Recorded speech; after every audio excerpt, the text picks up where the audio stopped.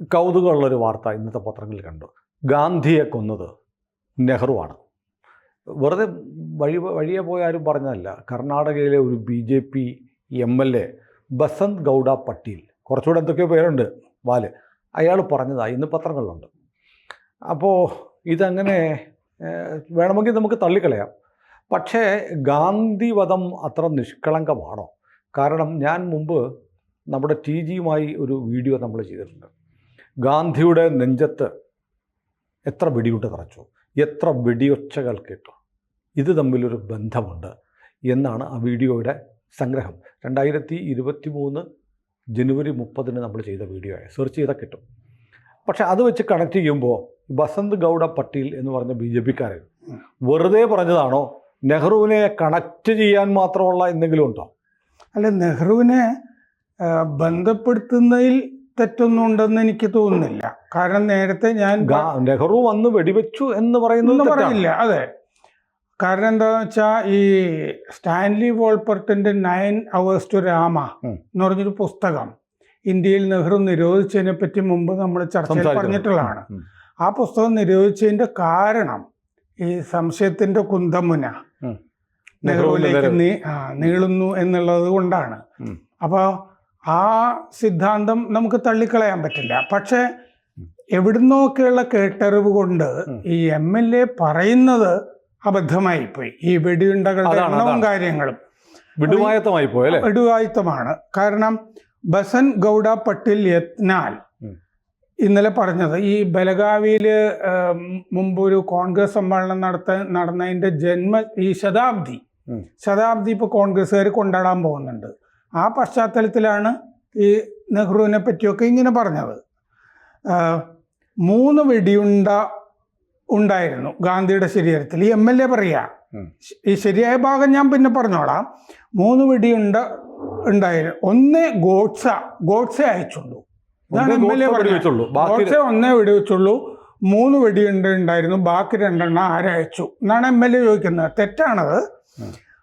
വീണ്ടും അദ്ദേഹം പറഞ്ഞു ഗോഡ്സെ അയച്ച 1 വെടിയുണ്ട ഗാന്ധിയുടെ ശരീരത്തിൽ കൊണ്ടു, പക്ഷെ 3 ഉണ്ടായിരുന്നു. എവിടെ നിന്ന് വന്നു ബാക്കി 2? നെഹ്റു അറേഞ്ച് ചെയ്തതാണോ? പക്ഷേ അന്ന് ആ സമയത്ത് 4 വെടിയൊച്ചകൾ കേട്ടിരുന്നു. 4ന്റെ കാര്യം ഞാൻ പറയാൻ പോണേ. ഏകാധിപതിയാകാൻ വേണ്ടി നെഹ്റു ചെയ്തതാണ്. ഗോഡ്സെയുടെ വെടിയുണ്ട കാരണമല്ല ഗാന്ധി മരിച്ചത്. കോടതിയിലും 2 വെടിയുണ്ടകളെ പറ്റി ചോദ്യം വന്നു, 2 ബാക്കി ആരൊക്കെ അയച്ചതാണ്. ഇതാണ് MLA പറഞ്ഞത്. തെറ്റാണിത്. ഗാന്ധിയുടെ വധത്തിൻ്റെ വിധി, പിന്നെ FIR തുടങ്ങിയ കാര്യങ്ങളൊക്കെ എൻ്റെ കയ്യിലുണ്ട്. പക്ഷെ ഒരു ഇടയ്ക്ക് സാറ് പറയുമ്പോൾ ഒരു കാട്ടിലൂടെ ഗാന്ധിയുടെ ജഡം പോസ്റ്റ്മോർട്ടം ചെയ്തിട്ടില്ല. ആ ഭാഗവും പറയാം ഇവിടെ. അപ്പോൾ ഇതല്ല സംഭവം. ഈ ഗോഡ്സെ 3 വെടിവെച്ചിരുന്നു. ഗോഡ്സെ 3 വെടിവെച്ചിരുന്നു. ചോദ്യം, സംശയം, 4ാമത്തെ ഒരു വെടിയുണ്ട ഗാന്ധിയുടെ ശരീരത്തിൽ നിന്ന് കിട്ടി. അതെവിടെ നിന്ന് വന്നു എന്നാണ്. ഗോഡ്സെ 3 വെടിയെ വെച്ചിട്ടുള്ളൂ, 4ാമത്തത് എവിടെ നിന്ന് എന്നുള്ളതാണ്. 4ാമത്തത് ഗാന്ധിയെ ഈ രക്തസാക്ഷിയായ ശേഷം ഈ കുളിപ്പിക്കണമല്ലോ, കുളിപ്പിക്കുമ്പോൾ ഷോളിൽ നിന്ന് ഒരു വെടിയുണ്ട കിട്ടിയതായിട്ട് ഗാന്ധി 2 പെൺകുട്ടികളെ കൊണ്ട് നടക്കുമല്ലോ, അതിൽ മനുവിൻ്റെ ഡയറിയിൽ പറയുന്നുണ്ട് ഗാന്ധിയുടെ ഷോളിൽ നിന്നൊരു വെടിയുണ്ട കിട്ടിയെന്ന്. ദേഹത്ത് കയറിയില്ല 4ാമത്തത്. അത് ഇത് ക്രമത്തിൽ പറഞ്ഞു വരുമ്പോൾ വീണ്ടും മനുവിലേക്ക് വരാം. അപ്പോൾ ജനുവരി 30, 1948 വൈകിട്ട് 5 മണി അപ്പോഴാണ് സംഭവം നടക്കുന്നത്. അതിന് 2 ദിവസം മുമ്പ് ഹിന്ദു മുസ്ലിം സംഘർഷം ഡൽഹിയിൽ ഗംഭീരമായിട്ട് നടന്നിട്ടുണ്ട്. നെഹ്റുവും പട്ടേലും തമ്മിൽ, പട്ടേൽ ഉപപ്രധാനമന്ത്രിയാണ്, 2 പേരും തമ്മിൽ പരസ്പരം മിണ്ടാതായിരുന്നു, സംസാരിക്കുന്നില്ല അവർ. ഇതാണ് പശ്ചാത്തലം. ഗാന്ധിയാണെങ്കിൽ പാകിസ്ഥാനിലേക്ക് നെഹ്റു പാകിസ്ഥാന് വാഗ്ദാനം കൊടുത്തത് പാത്രങ്ങൾ ഇവിടെ വിഭജിക്കുകയാണല്ലോ, കുടുംബം വിഭജിക്കുകയാണല്ലോ. അപ്പം അങ്ങോട്ട് കൊടുക്കാമെന്ന് പറഞ്ഞൊന്നും നെഹ്റു കൊടുത്തിട്ടില്ല. കുറച്ച് കോടി രൂപകളുണ്ട്, കുറച്ച് കോടി രൂപയൊക്കെ ഉണ്ട്. അപ്പം അങ്ങോട്ടൊരു കാൽനട യാത്ര ഗാന്ധി ഉദ്ദേശിച്ചിരുന്നതാണ് അങ്ങോട്ട്. അപ്പോഴാണ് ഈ സംഭവം നടക്കുന്നത്. പശ്ചാത്തലത്തിൽ അതൊക്കെ ഉണ്ട്. അപ്പോൾ ഗാന്ധി പ്രാർത്ഥനയ്ക്ക് വേണ്ടിയിട്ട് മുറിയിൽ നിന്ന് ആഭ, മനു, ആ പെൺകുട്ടികൾ അവരുടെ തോളിൽ കൈയിട്ട് ഇറങ്ങി. ആ നടന്നു പോകുന്ന പാത ഗാന്ധിക്ക് വേണ്ടി മാത്രമായിട്ട് പോകാനായിട്ട് ക്ലിയർ ചെയ്തിരുന്നില്ല. ആളുകൾ ഇങ്ങനെ കൂടി നിൽക്കുക. ഈ ആൾക്കൂട്ടത്തിൻ്റെ ഇടയിൽ കൂടിയാണ് ഗാന്ധി പോകുന്നത്, ഇവരുടെ തോളത്ത് പോകുന്നത്. വേദിയിലേക്ക് ചെന്നു. ആ വേദിക്കടുത്ത് നിന്ന് സഹായി ഗുർബച്ചൻ സിംഗിനോട് ഗാന്ധി എന്തോ മന്ത്രിക്കുന്നത് കണ്ടു. അഭിവാദ്യം ചെയ്തു. അത് കഴിഞ്ഞ് ജനങ്ങളെ നോക്കി ഗാന്ധി അഭിവാദ്യം ചെയ്തു. അപ്പോഴാണ് ഈ അടുത്ത് നിന്നിരുന്ന ഗോഡ്സെ വെടിവെക്കുന്നത്. നെഞ്ചിൽ 3 വെടിവെക്കുകയായിരുന്നു എന്ന് റിപ്പോർട്ടുകളിലുണ്ട്. ഇനി ഗോഡ്സെയുടെ സ്റ്റേറ്റ്മെന്റ്, ഞാൻ വിചാരണ സമയത്ത് ഞാൻ ഗാന്ധിയെ സമീപിച്ചത് ആദരവോടെയായിരുന്നില്ല, അടുത്തേക്ക് പോയത് ആദരവുള്ളത് കൊണ്ടല്ല എന്ന്. കൃത്യമായ ഒരു അകലം വെടിവെച്ചാൽ കൊള്ളണം, കിട്ടണമായിരുന്നു. പിസ്റ്റളിലെ സേഫ്റ്റി കാച്ച് നീക്കി അടുത്ത് നിന്ന് 2 തവണ വെടിവെക്കാൻ ഉദ്ദേശിച്ചിരുന്നു. 2 വെടി. അവിടെ കൂടിയവർക്ക് അപകടം വരാൻ പാടില്ല, അതുകൊണ്ടാണ് അടുത്ത് നിന്ന് വെടിവെക്കുന്നത്. പക്ഷേ ആ ഉഷ്ണമുഹൂർത്തത്തിൽ ഞാൻ 3 വെടിവെച്ചു. അറിയാതെ ഒന്നുകൂടെ ട്രിഗറിൽ ഇവരിൽ അമർന്നു എന്ന് പറഞ്ഞാൽ ഭയങ്കര പാനിക്കല്ല. അദ്ദേഹത്തിന്റെ ഉള്ളില് അതാണ് ടെൻസ്ഡ് ആയിരുന്നു എന്നാണ് ആ ഉഷ്ണമുഹൂർത്തം. എന്റെ പ്രയോഗമാണ് അത്. ഹീറ്റഡ് എന്ന് പറയുന്ന ഭാഗത്ത് നിശബ്ദത കനത്ത് നിന്നു. ഞാൻ പോലീസിനെ വിളിച്ചു. പോലീസിനെ വിളിക്കുന്നുണ്ട്, വരൂ എന്നെ പിടിക്കൂ എന്ന് പറയുന്നുണ്ട്. അത് കഴിഞ്ഞ് ഈ ഗാന്ധിയുടെ ജഡം അകത്തേക്ക് കൊണ്ടുപോയി. ആചാരങ്ങളനുസരിച്ചിട്ട് വിളക്ക് കൊളുത്തി വയ്ക്കുക, അങ്ങനത്തെ കാര്യങ്ങളൊക്കെ ചെയ്യുന്നുണ്ട്. ബെറേറ്റ 606824 പിസ്റ്റൾ കൊണ്ടാണ് വെടിവെച്ചിരിക്കുന്നത്. ഇയാളെ തോക്ക് ഇയാളുടെ കയ്യിൽ നിന്ന് പിടിച്ചു വാങ്ങുമ്പോൾ അതിന് സാക്ഷികളുണ്ട്. അപ്പം 4 വെടിയുണ്ടകൾ മറ്റേ അതിൻ്റെ അകത്ത് നിറച്ചിരുന്നു എന്നുള്ള തോന്നൽ ഇവർക്ക് ഉണ്ടായിരുന്നു. മുഖ്യ സാക്ഷികൾ Sardar ഗുർബച്ചൻ Singh, ASI Amarnath, Nandalal Mehta, FC Ratan Singh, EC Charan Singh. ഈ തോക്ക് ഗോഡ്സെയുടെ നിന്ന് പോലീസ് പിടിച്ച് വാങ്ങിച്ചതിൻ്റെ സാക്ഷികൾ. നാരായൺ ആപ്തയ്ക്കൊപ്പം ഗ്വാളിയറിൽ നിന്നാണ് ഈ പിസ്റ്റൾ മേടിക്കുന്നത്. ജനുവരി 28-ാം തീയതി ആയുധ വ്യാപാരി ഗംഗാധർ ദണ്ഡവതെ പാർച്ചുറയുടെ വീട്ടിൽ വെച്ചാണ് ഈ തോക്ക് വിൽക്കുന്നത്. 300 രൂപയാണ് കൊടുത്തത്. അപ്പോൾ 200 രൂപ പിന്നീട് തരാം എന്ന് പറഞ്ഞിരുന്നു. ഈ പിസ്റ്റളിൻ്റെ കഥ ഞാൻ നന്നായിട്ട് നോക്കിയിട്ടുണ്ട്. മറ്റൊരു അവസരത്തിൽ വളരെ വിശദമായിട്ട് പറയാനുണ്ട്. കാരണം ഈ പിസ്റ്റൾ ഒറിജിനേറ്റ് ചെയ്തിരിക്കുന്നത് ബർമയിലാണ്.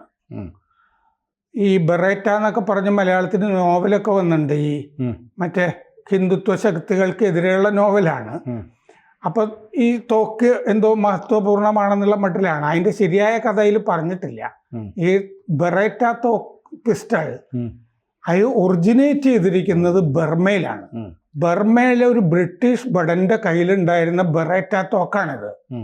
ബർമയിലായിരുന്നു മൗണ്ട് ബാറ്റൻ 2ാം ലോക യുദ്ധകാലത്ത് കമാൻഡർ ആയിരുന്നത്. അതാണ് നിർണായകമായ ഒരു വിവരം, ചർച്ച ചെയ്യാത്തത് ആളുകൾ. ഈ പോലീസുകാർ FC രത്തൻ സിംഗ്, ജസ്വന്ത് സിംഗ്, അവര് 2 കാർട്രിഡ്ജ് കേസസ് ആണ് റിക്കവർ ചെയ്യുന്നത്. ജനക്കൂട്ടത്തിൽ നിന്ന് ഒഴിഞ്ഞു പോയത് 2 എണ്ണം.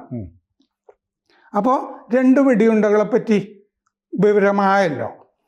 ശരീരം colonel DL Taneja civil hospital പരിശോധിച്ചു. നേരത്തെ പറഞ്ഞത് ശരിയാണ്, പോസ്റ്റ്മോർട്ടം അല്ല, പരിശോധിക്കുന്നു. DL തനേജ ജനുവരി 31 രാവിലെ 8 മണിക്ക് തനേജ റിപ്പോർട്ട് കൊടുക്കുന്നുണ്ട്.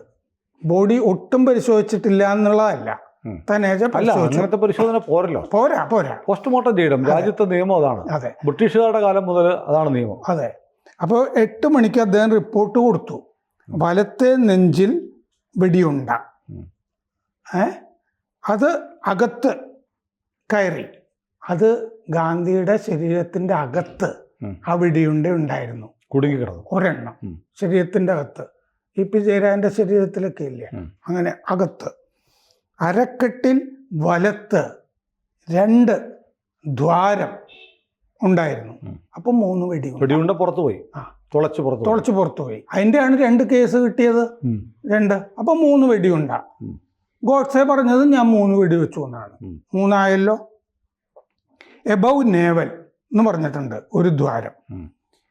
അപ്പോൾ 2017 പങ്കജ് ഫട്നിസ് എന്ന് പറഞ്ഞ ഒരാൾ സുപ്രീം കോടതിയിൽ ഒരു കേസ് കൊടുത്തു.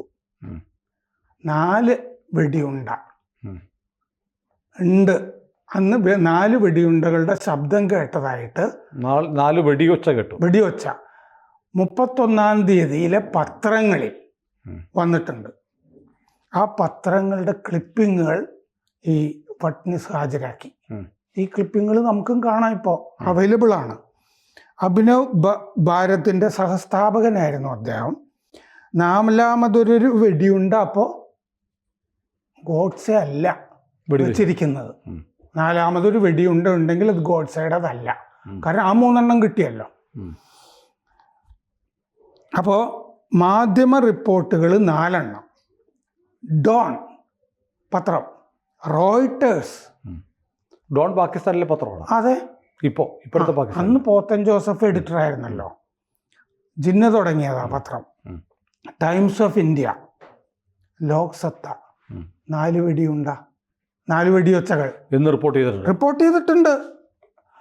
മറ്റേ ഇതില്ലേ തലക്കെട്ട്, വലിയ തലക്കെട്ട്, അതിൽ തന്നെ ഒരു പത്രത്തിൽ 4 എന്നുണ്ട്. അപ്പോൾ 4 ഷോട്ട്സ് എന്ന് പറഞ്ഞിട്ടുണ്ട്. ബിർള ഹൗസിൽ ബോർഡ് ഉണ്ടല്ലോ, എഴുതി വെക്കുമല്ലോ, ഗാന്ധി ബിർള ഹൗസിലാണ് മരിച്ചത്. ആ ബോർഡിൽ 4 എന്ന് പറഞ്ഞിട്ടുണ്ട് ഗാന്ധിയുടെ കാര്യത്തിൽ. ആ ബോർഡിലും പത്രങ്ങൾക്ക് പുറമെ ഹിന്ദുവിൻ്റെ ഫോട്ടോയിൽ 4 മുറിവുകൾ കാണുന്നുണ്ട്. ജഡത്തിലെ ഹിന്ദു പത്രം പ്രസിദ്ധീകരിച്ച അതിൽ ഒരെണ്ണം ഒരു പുഷ്പത്തിന്റെ ഒരു പൂവാണ്, ശരീരത്തിൽ പതിച്ചിരുന്ന ഒരു പൂവിന്റെ ചിത്രമാണെന്ന് പിന്നീട് വ്യാഖ്യാനം വന്നു. ആയിരിക്കാം. കാരണം മാത്രമല്ല, മനു പറയുന്നുണ്ടല്ലോ ശരീരത്തിൽ കയറിയില്ല എന്നുള്ളത്. അതെ, അത് പറഞ്ഞാൽ നമ്മൾ അവസാനിപ്പിക്കുക. അപ്പോൾ അങ്ങനെ മനോഹർ മൽഗോങ്കർ, വലിയ നോവലിസ്റ്റും ഒക്കെയാണ്, ഗോവയിൽ താമസിച്ചിരുന്നത്. അദ്ദേഹം the men who killed Gandhi എന്ന് പറഞ്ഞ പുസ്തകം എഴുതിയിട്ടുണ്ട്. അതിൻ്റെ അകത്ത് 3 വെടിയുണ്ട്. മെൻ ഹൂ കിൽഡ് ഗാന്ധി, മാനല്ല, അല്ല, മെൻ ഹൂ കിൽഡ് ഗാന്ധി. അപ്പോൾ ഒന്നിലേറെ ആളുകൾ ചേർന്ന് ഗാന്ധിയെ കൊന്നു എന്നാണ് ധ്വനി. അതെ, അതിൽ പറഞ്ഞിട്ടുണ്ട്. ഗോഡ്സെയുടേത് 3 വെടിയുണ്ട എന്ന് പറഞ്ഞിട്ടുണ്ട്. ന്യൂയോർക്ക് ടൈംസ്, ഡെയിലി ടെലഗ്രാഫ്, മറ്റേത് ഇന്ത്യൻ പത്രങ്ങളല്ലേ പറഞ്ഞത്. New York times, daily telegraph, Washington post, Hindustan times 3 എന്ന് പറഞ്ഞിട്ടുണ്ട്. ടൈംസ് ഓഫ് ഇന്ത്യ 4 വെടിയൊച്ച കേട്ടെങ്കിലും 3 എണ്ണമാണ് തറച്ചത് എന്ന് പറഞ്ഞിട്ടുണ്ട്. പിന്നെ ഗാർഡിയനിൽ 4 എന്നാണ് പറഞ്ഞിരിക്കുന്നത്, ഗാർഡിയനിൽ. പക്ഷെ ആ 4മത്തത് ഗോഡ്സെ ആത്മഹത്യക്ക് ശ്രമിച്ചതാണോ എന്നൊരു സംശയം ഉന്നയിച്ചിട്ടുണ്ട്. അത് അസംബന്ധമാണ്, അങ്ങനെ സംഭവിച്ചു എന്നാണ് പറഞ്ഞിരിക്കുന്നത്. അപ്പോൾ അത് അസംബന്ധം. പിന്നെയാണ് ഇതിൻ്റെ അകത്ത് മനുവിൻ്റെ ഡയറി കുറിപ്പ്, അതും ഈ ഫട്നിസ് ഹാജരാക്കിയിട്ടുണ്ട്. മനു പറഞ്ഞു, ഇങ്ങനെ കുളിപ്പിക്കുമ്പോൾ ഗാന്ധിയുടെ ഷോളിൽ 1 എണ്ണം എനിക്ക് കിട്ടി. ഗാന്ധിയുടെ ഷോളിൽ നിന്ന് വെടിയുണ്ട കിട്ടി. അതെവിടെ നിന്ന്? അപ്പോൾ പോലീസ് പറയുന്നത് 4 എണ്ണം തോക്കിൽ നിറയ്ക്കാമായിരുന്നു, 3 എണ്ണമാണ് വെടിവെച്ചിട്ടുള്ളത് എന്ന് പറയുന്നുണ്ട്. അപ്പം മനു പറഞ്ഞോടുകൂടി 4മതൊരു വെടിയുണ്ട് ഇതിൻ്റെ അകത്ത് വന്നിട്ടുണ്ട്. പിന്നെ കുറെ പത്ര റിപ്പോർട്ടിൽ 4മത്തൊരു വെടിയുണ്ടയുടെ കാര്യം പറഞ്ഞിട്ടുണ്ട്. ഗോഡ്സെ 3 വെടിയെ വെച്ചിട്ടുള്ളൂ എന്ന് ഗോഡ്സെയും പറഞ്ഞിട്ടുണ്ട്.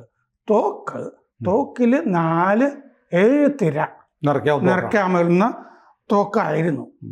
പിന്നെ ഈ ഫട്നിസ് പറഞ്ഞതിൻ്റെ അകത്ത് പറഞ്ഞിരിക്കുന്നത് ബ്രിട്ടൻ്റെ ഫോഴ്സ് 136 എന്ന് പറഞ്ഞ് ഒരു രഹസ്യ സേന ഉണ്ടായിരുന്നു അവർക്ക്. അവരാണ് ഈ ഓപ്പറേഷനൊക്കെ നടത്തിയിരിക്കുന്നത് എന്നുള്ള കാര്യം ഈ വിജയലക്ഷ്മി പണ്ഡിറ്റ് മോസ്കോയിൽ സ്ഥാനപതിയായിരുന്നല്ലോ. അവര് എഴുതിയ ചില കമ്മ്യൂണിക്കേഷൻസിൽ ലണ്ടനിലെ ഇന്ത്യ ഓഫീസിനൊക്കെ അയച്ചിരിക്കുന്ന കമ്മ്യൂണിക്കേഷൻസിൽ പറഞ്ഞിട്ടുണ്ട് ഇങ്ങനെ ബ്രിട്ടൻ്റെ ചില ആളുകളാണ് ഇതിൻ്റെ പിന്നിൽ, ഫോഴ്സ് 136 ആണ് ഇതിൻ്റെ പിന്നിൽ നിന്ന് വിജയലക്ഷ്മി പണ്ഡിറ്റ് കത്തെഴുതിയതാണ്, അതൊക്കെ അവൈലബിൾ ആണ് എന്ന് പറഞ്ഞിട്ടുണ്ട്. അപ്പോഴും മൗണ്ട് ബാറ്റൻ ബ്രിട്ടീഷ് ആണല്ലോ. മൗണ്ട് ബാറ്റനും നെഹ്റുവുമായിട്ട് വലിയ ബന്ധം. മൗണ്ട് ബാറ്റനുമായിട്ടല്ല, ആയിട്ടാണ്. അതെ, അത് മൗണ്ട് ബാറ്റനുമായിട്ടുള്ള ബന്ധം ഊട്ടി ഉറപ്പിക്കാനായിട്ട് ഇത് എഡ്വിനയുടെ സഹായം എന്ന് നമുക്ക് പറയാമല്ലോ. അതുണ്ടായിരുന്നു, അറിഞ്ഞുള്ള സഹായം. അദ്ദേഹം പറഞ്ഞിട്ടുണ്ട് അവര് തമ്മിൽ ഇപ്പൊ വലിയ പ്രണയത്തിലാണ്. മകൾക്ക് കത്തെഴുതിയിട്ടുണ്ടല്ലോ മൗണ്ട് ബാറ്റൻ, അതെ സംസാരിച്ചിട്ടുള്ളതാണ്. അപ്പോൾ ഈ സംശയം ഉണ്ടല്ലോ, ഈ മൗണ്ട് ബാറ്റനെ നെഹ്റുവിനെ പറ്റി മാത്രമല്ല, തോക്ക് വന്ന വഴി മൗണ്ട് ബാറ്റനെ പറ്റി പോലുള്ള സംശയങ്ങൾ പലരും ഈ സ്റ്റാൻലി വോൾപോർട്ടിനെ പറ്റി പോലെയുള്ള ആളുകൾ പറഞ്ഞിട്ടുള്ള. ഏതായാലും ഒരു വലിയ ദുരൂഹതയാണ്. നമുക്കൊരു ഗോഡ്സെ കിട്ടി. ഗോഡ്സെ നമ്മൾ എക്കാലത്തും വിചാരണ ചെയ്തുകൊണ്ടേയിരിക്കുകയാണ്. ഗോഡ്സെയുടെ പേരിൽ ഗോഡ്സെയുമായി നേരിട്ട് ബന്ധമില്ലാത്ത, ഈ കൊലപാതകത്തിലൊരു ബന്ധമില്ലാത്ത ആളുകളും സംഘടനകളും നിരന്തരം വരുന്നൊരു കാലമാണ്. അപ്പോഴാണ് ഇന്നും ദുരൂഹത അനുദിനം കൂടിക്കൊണ്ടിരിക്കുകയാണ്. ഇന്ത്യ മഹാത്മാവ് എന്ന് വിളിച്ചു പോരുന്ന ഗാന്ധിയുടെ കൊലപാതകത്തിൻ്റെ പേരിൽ. കൂടുതൽ വാർത്തകളും വിശേഷങ്ങളും നിങ്ങളിലേക്ക് എത്താൻ ABC മലയാളം സബ്സ്ക്രൈബ് ചെയ്യുക, ബെൽബട്ടനും അമർത്തുക.